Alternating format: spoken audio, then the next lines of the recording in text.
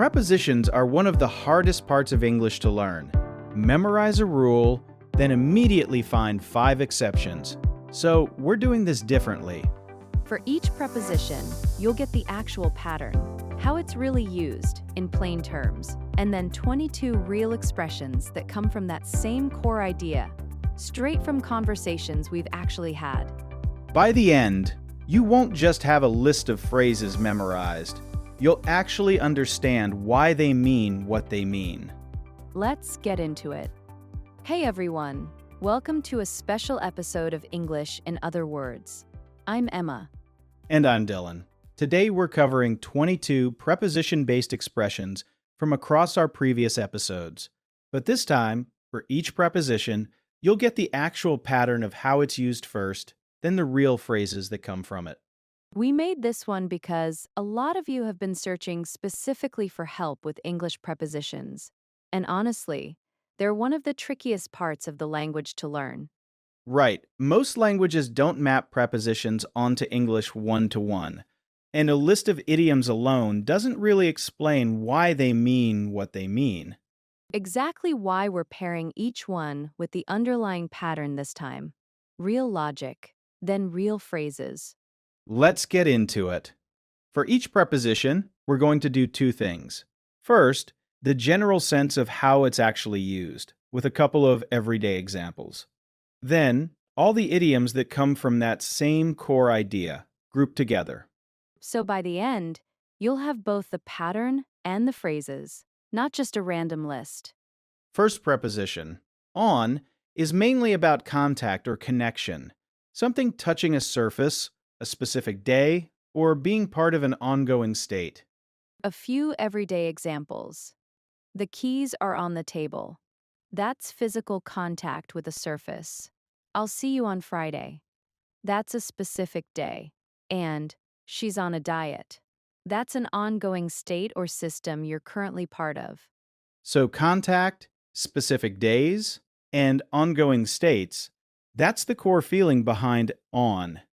Now here's how that same idea shows up in real expressions. 1. On the fence. Example. She's still on the fence. Being undecided, caught between 2 options, like literally sitting on top of a fence, not committed to either side. Here's another way to use it. I'm on the fence about whether to take the job. 2. On the same page. Example. Feels like we're already on the same page about a lot of things. Having the same understanding as someone else, like you're both looking at the same page of a book. Another example. Let's make sure we're on the same page before the meeting starts. 3. On top of it. Example. Look at us being so on top of it for once. Organized and in control of something, positioned above the situation, not buried under it. Here's another way to use it. She's always so on top of it with deadlines. 4. On a shoestring budget. Example.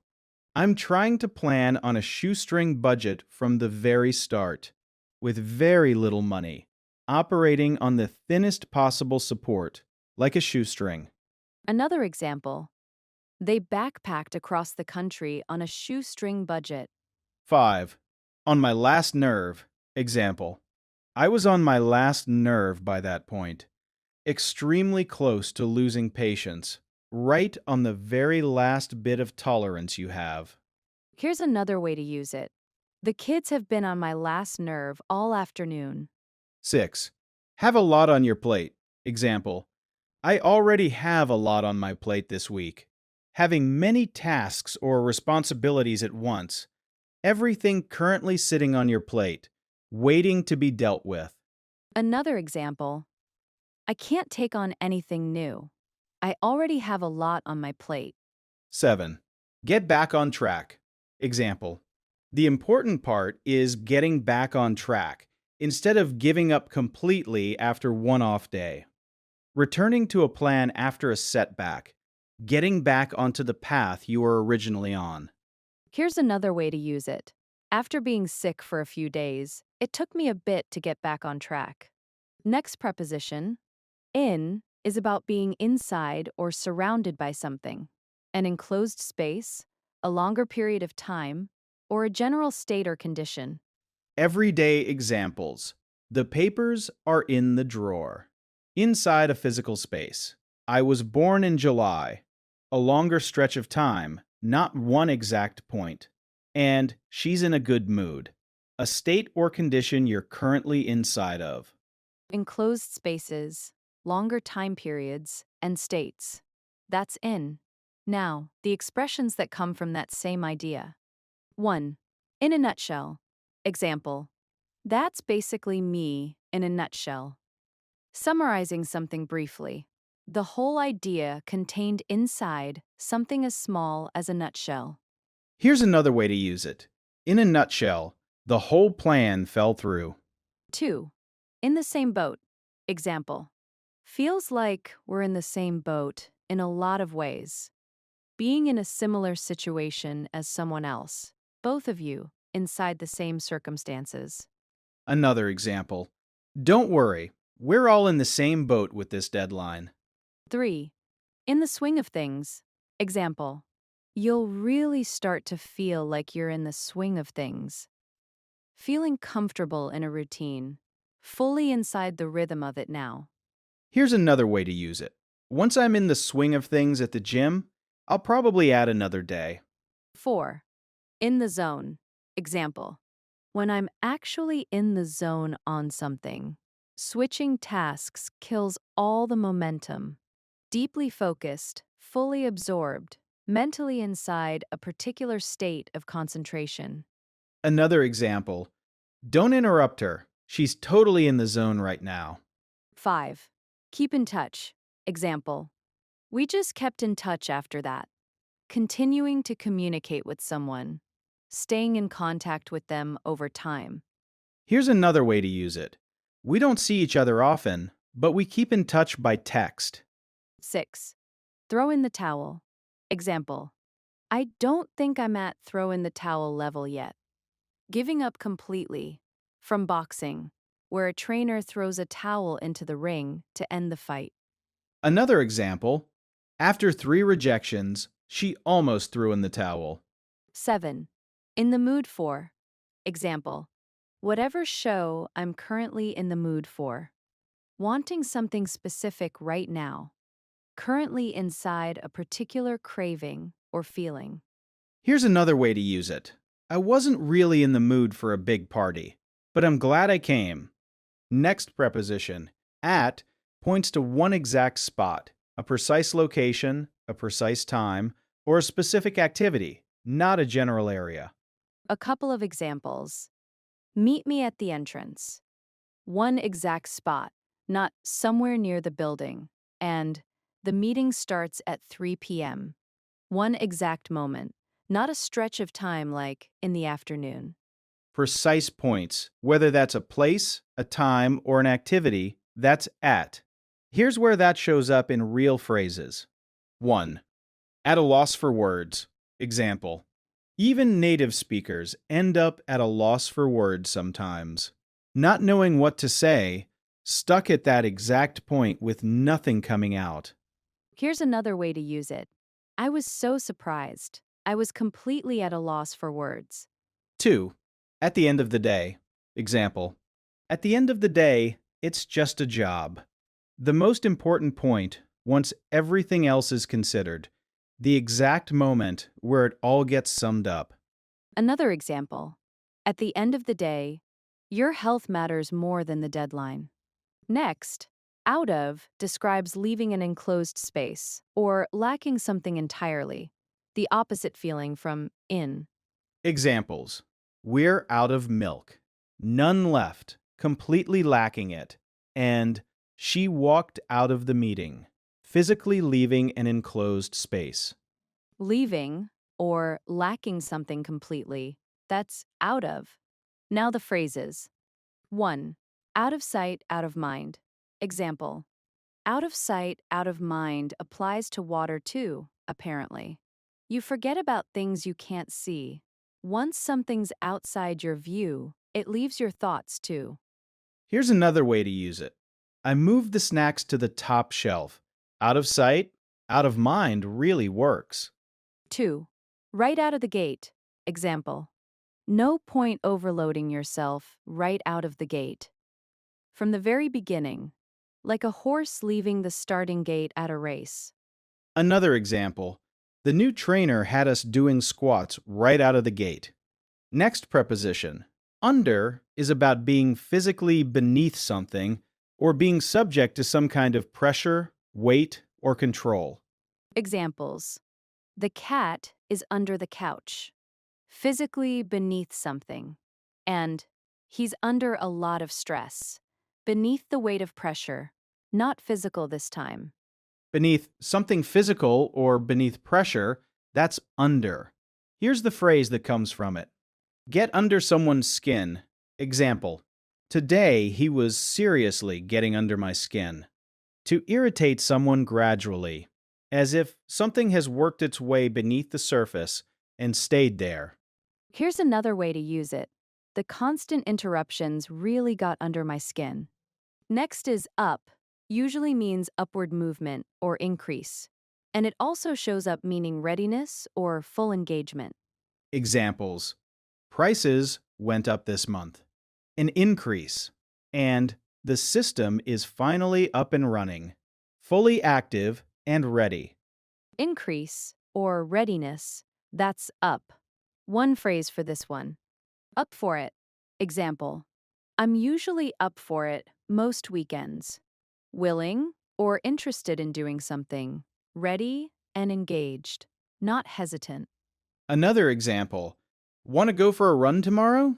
Sure, I'm up for it. Next preposition. Down is the opposite direction, downward movement or decrease, and it also shows up meaning grounded or settled. Examples. Please sit down.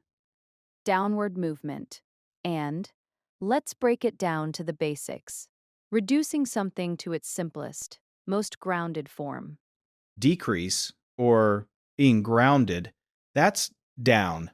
Here's the phrase. Down to earth. Example.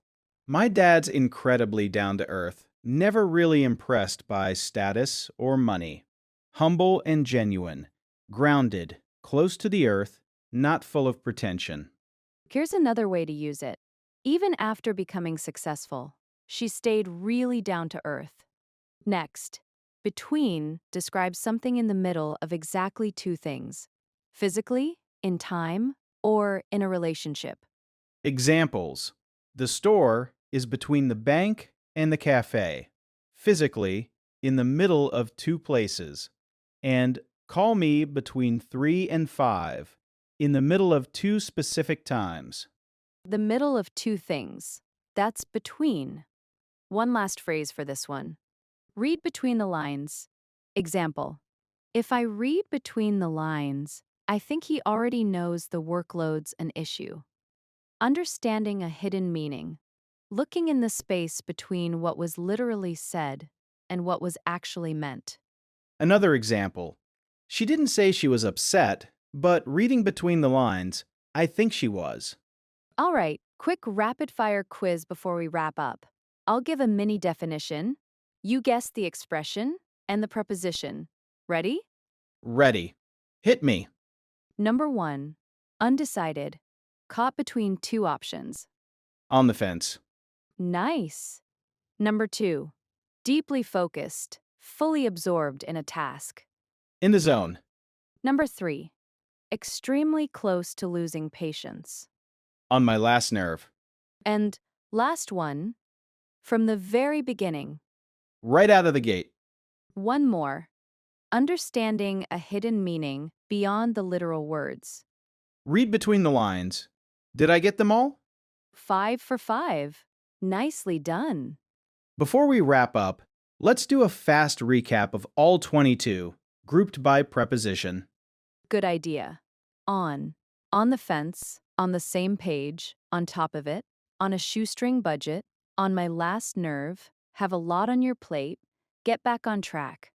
In a nutshell, in the same boat, in the swing of things, in the zone, keep in touch, throw in the towel, in the mood for.